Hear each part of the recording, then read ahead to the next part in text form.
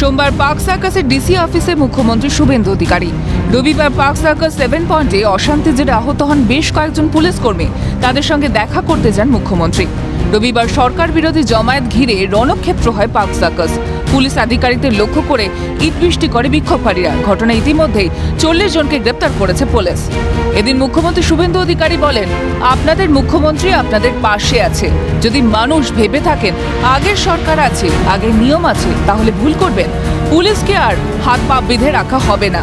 লাস্টবার warning দিলাম, দেশ বিরোধী কাজ চলবে না। আপনারা কাজ করবেন ভয়মুক্ত হয়ে।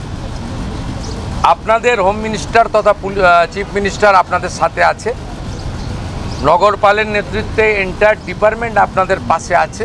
ওদের প্রাইমারি মেডিকেল ট্রিটমেন্ট হয়েছে, একজন দুজনের ইনজুরি ক্ষতও আছে, আমি দেখেছি নিজের চোখে।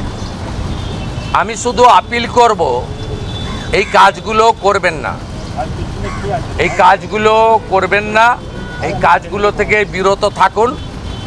যদি মনে করেন আগের সরকার আছে, আগের নিয়ম আছে, আগের মতো পুলিশকে ফোর্সকে হাত পা বেঁধে রেখে দেওয়া হবে, তাহলে কিন্তু ভুল করবেন।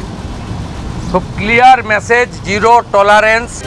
পার্ক সার্কাসের ডিসি অফিসে এদিন মুখ্যমন্ত্রী শুভেন্দু অধিকারীকে গার্ড অফ অনার দেওয়া হয়। উপস্থিত ছিলেন সাউথ ইস্ট ডিভিশনের ডিসি সৈকত ঘোষ এবং কলকাতা পুলিশের শীর্ষকর্তারা।